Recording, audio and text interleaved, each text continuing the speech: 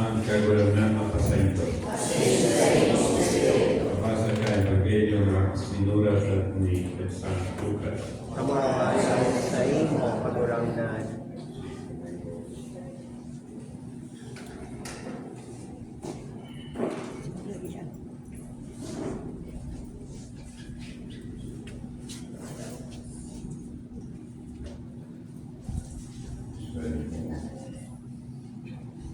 Alagad, sinasabihan ko kamong mga magtatanggok sa ko. Kamutan nito ang sa inna mga kaiwan.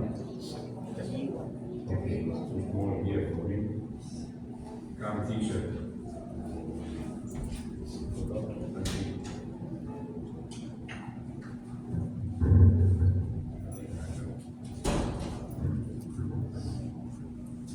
Dibuhan nindong ninbarahay ang mga naungis sa ito.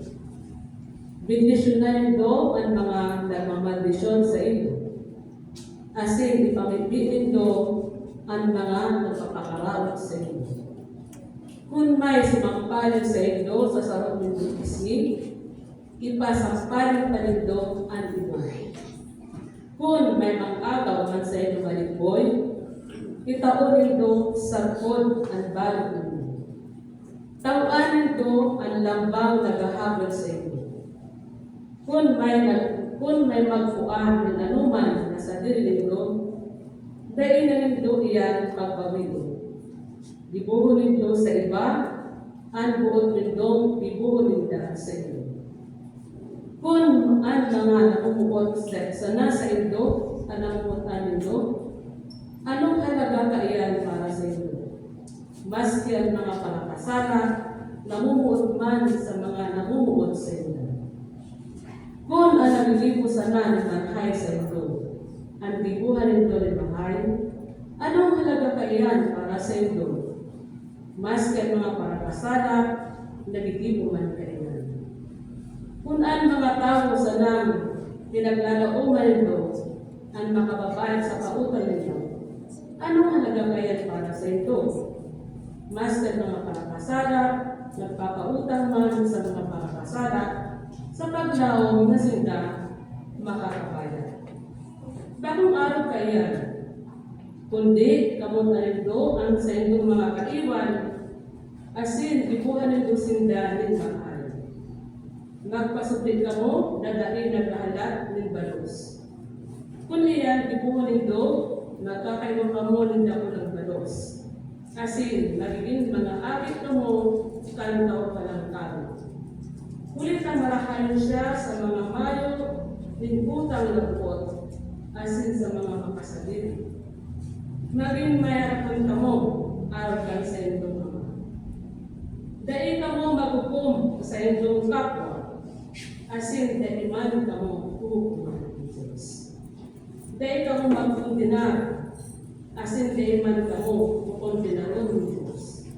Magpakawal ka mo, asin papatawaran man ka mo ng Diyos. Magtao ka mo, asin tatawan man ka mo ng Diyos. Tamang takad, dasok, yunugyog, asin nagtusok ay alikataw sa iyo. Kung ano man ang suko na ginamit nito, iuman ang gagamiton sa ito ng Diyos. Inusipan pansinda ni Jesus kan parabola nito. Ang sarong buta, dahil pwedeng magkabit ng kapwa buta. Kulit pareho sindang mahulog sa kalot. Mayong disipulo na mas madulong dito sa iyang maestro. Alagad, kung tapos na siya matutuan, makakaarog siya sa iyang maestro. Tadaw na nahiling mo ang kasabit natin sa mata ang sa iyong tubang. Alagad ay mo nahiling ang dukulaong ating sa sarili mong mata.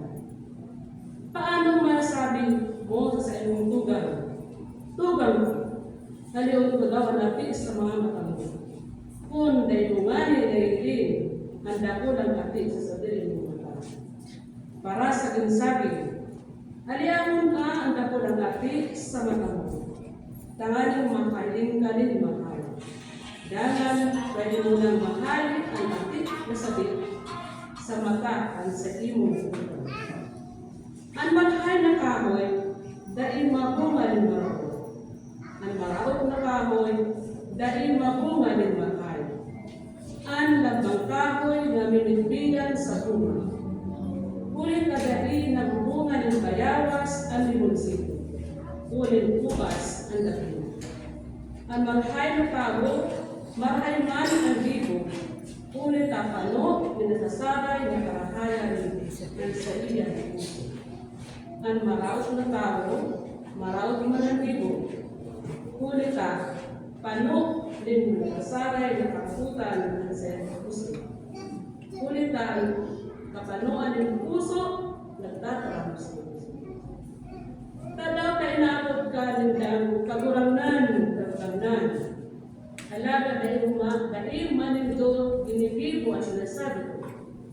Ipapainin ko sa inyo kung si Isa ang kalabit kang tawag mula dito sa iyo.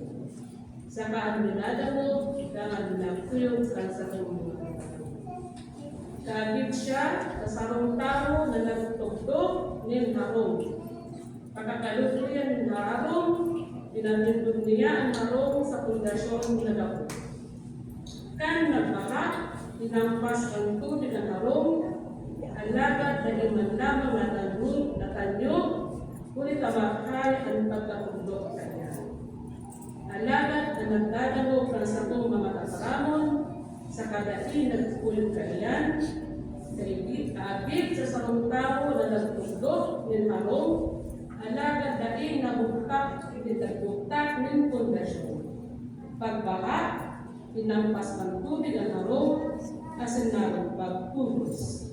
Grabe ang nagkaroon pagkailan.